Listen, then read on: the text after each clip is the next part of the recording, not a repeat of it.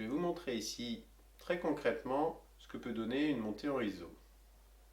Voilà, donc pour ce faire, j'ai fait une série de photos où je suis monté au fur et à mesure dans les ISO et je vais vous la montrer et je vais un peu vous l'expliquer. Alors, là on voit une série de photos, donc je suis parti de 100 à 100 ISO, donc les ISO minimum, et je suis monté jusqu'à 12 800 ISO. Je n'ai pas fait de photo à 200 ISO parce que la différence entre 100 et 200 ISO est quasiment invisible. Et donc à l'écran avec en plus l'encodage vidéo, ce serait absolument invisible. Voilà, c'est pour ça que j'ai fait 100, 400, 800, 1600, 3200, 6400 et 12800 ISO. Donc voilà. Donc on peut voir en petit, on voit pas la différence quasiment. Par contre, en agrandissant, on se rend compte que voilà, 100, 400 ISO, la différence est quand même très faible. À 800 ISO, on commence à avoir un petit peu plus de bruit, un petit peu plus de. C'est, on commence à voir que on n'est plus en 100 ISO, quoi. Mais ça reste encore une excellente qualité. Alors, j'ai fait cette série photo avec un Canon 80D qui est un APS-C, donc qui est un appareil photo qui a une montée en ISO qui est légèrement inférieure à un plein format. Voilà, je précise juste ça pour la qualité de la montée, vous allez voir. Alors, jusqu'à 1600 ISO, on se remarque quand même la qualité est plutôt très bonne. À partir de 3200 ISO, là on voit que là, on voit vraiment le bruit apparaître en fait. On le voit bien dans l'arrière-plan, mais on le voit aussi sur le chat de l'aiguille ou sur le verre du petit objet en verre là, rempli d'eau bleue. Oui, c'est assez flagrant à 3200 ISO la différence.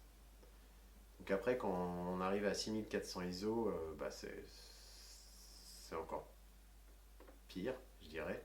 Et à 12800 ISO, là on voit vraiment que vraiment, il y a du bruit partout. Le bruit vraiment commence à détériorer clairement les détails. Après, si on regarde en petit, 12800 ISO, ça peut très bien passer. Mais si on regarde en grand, là, ça passe plus du tout.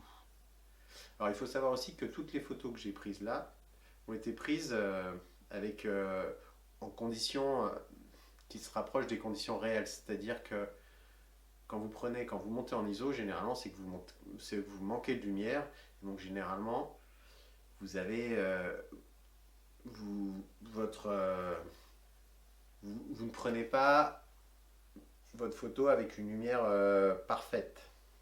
Vous allez souvent avoir encore un manque de lumière malgré votre montée en ISO, même léger. Mais donc là, je les ai toutes prises avec moins un IL, donc moins un indice de luminescence au niveau de ce que me calculait mon appareil photo pour avoir une lumière parfaite sur mon image, une exposition parfaite. Donc elles sont toutes un peu sous-exposées de moins un IL. Voilà. Si elle n'était pas sous-exposée comme ça, je vous dis ça parce que je les avais pris parfaitement exposés, eh bien, le grain se verrait un peu moins dans la montée en ISO. Car la lumière, le manque de lumière joue davantage à ISO élevé sur l'arrivée du bruit. Donc, voilà, qu'est-ce que je peux vous dire de plus? Et je vais vous montrer une autre photo. Je vais vous dire quand même un petit truc de plus, c'est justement sur l'exposition sous-exposée d'un IL que j'ai prise. Quand vous regardez sur des tests, par exemple, sur des magazines ou sur internet d'appareils photo et qui vous montrent les montées en ISO, il faut savoir que sur leurs tests, la lumière elle est parfaitement exposée la plupart du temps. Ce qui est assez trompeur en fait. Donc des fois vous trouver ça merveilleux, ils font des merveilleuses montées en ISO, mais dans la réalité, c'est souvent moins bien que sur le test.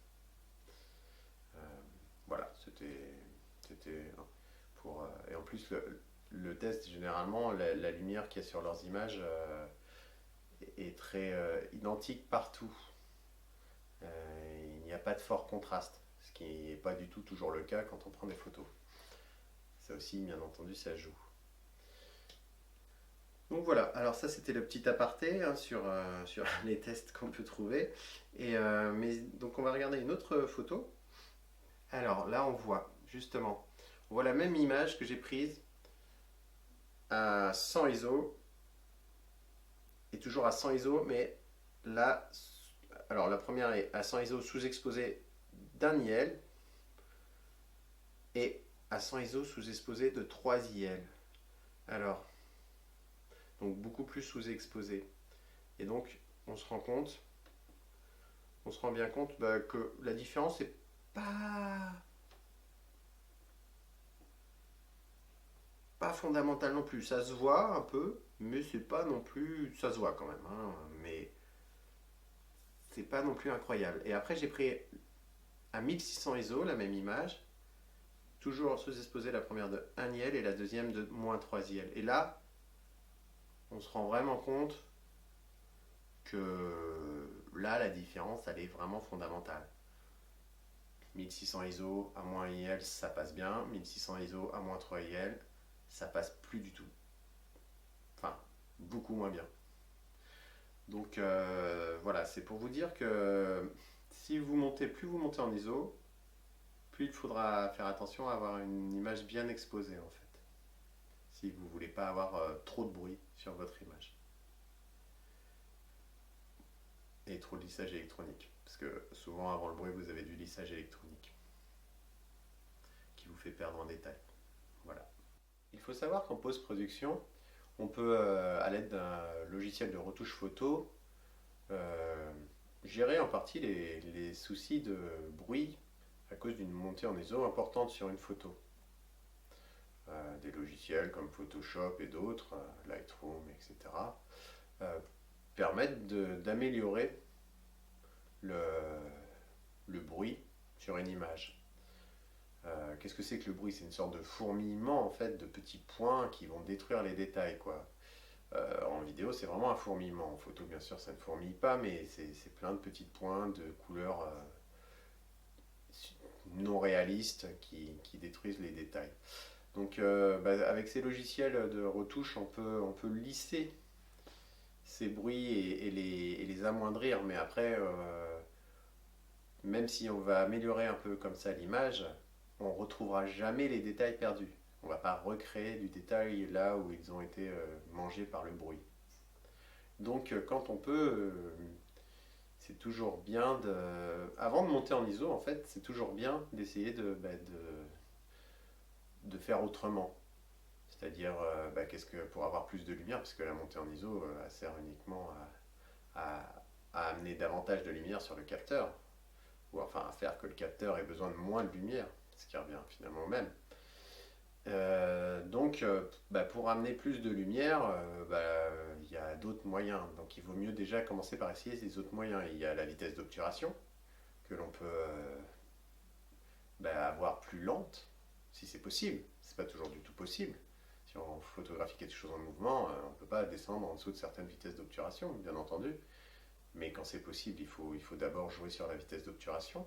Après, il y a aussi l'ouverture du diaphragme, pareil. Si on peut ouvrir le diaphragme davantage, on fait rentrer plus de lumière et c'est mieux que de monter en ISO. Après, c'est pareil, ce n'est pas toujours possible. Parce que des fois, pour avoir de la profondeur de champ, on ne peut pas augmenter l'ouverture du diaphragme. Donc, pour ces différentes raisons, on essaie d'abord de se servir des autres réglages pour améliorer la lumière de notre image. Et puis, si c'est insuffisant, si les autres réglages ne nous permettent pas, c'est là où on va choisir de monter en ISO. Et donc là, on va le faire, hein, parce que ça sert à ça, la montée en ISO. Et ça va nous permettre de pouvoir photographier quelque chose qu'on n'aurait pas pu photographier autrement, hein, tout simplement. Après, comme je vous dis, la montée, le bruit, ça se voit très peu sur du petit format. Si vous le sortez ensuite en petit format, je sais pas, vous en avez besoin sur Internet, qui apparaissent en petit format, le bruit ne sera peu visible. Par contre, si vous sortez en grand format, format d'art pour une exposition, là, ça va être vraiment. Là, il faut accepter ce bruit. Ou alors, faut pas la faire, la photo. Voilà. Sinon, qu'est-ce que je pouvais dire? Oui, euh, la montée en ISO, les appareils photo la gèrent très bien, à peu près jusqu'à les appareils de photo d'aujourd'hui, les APS-C, des APS-C professionnels de bonne qualité d'aujourd'hui, vont la gérer très bien, généralement jusqu'à 1600 ISO. Ils vont la gérer parfaitement jusqu'à 400 ISO. Et puis après, ça va quand même un peu se dégrader jusqu'à 1600, mais la dégradation sera vraiment légère et peu problématique. Et au-delà de 1600 ISO, là, on commencera à avoir une dégradation beaucoup plus importante. Les pleins formats, par contre, iront jusqu'à 3200 en ISO, voire 6400 ISO, avec des dégradations encore peu importantes. Cette vidéo vous a plu? Alors likez cette vidéo. Vous voulez en voir davantage? Des cours écrits et aussi la possibilité de s'inscrire à des cours en réel? Eh bien, www.coursdephotographie.net. À bientôt!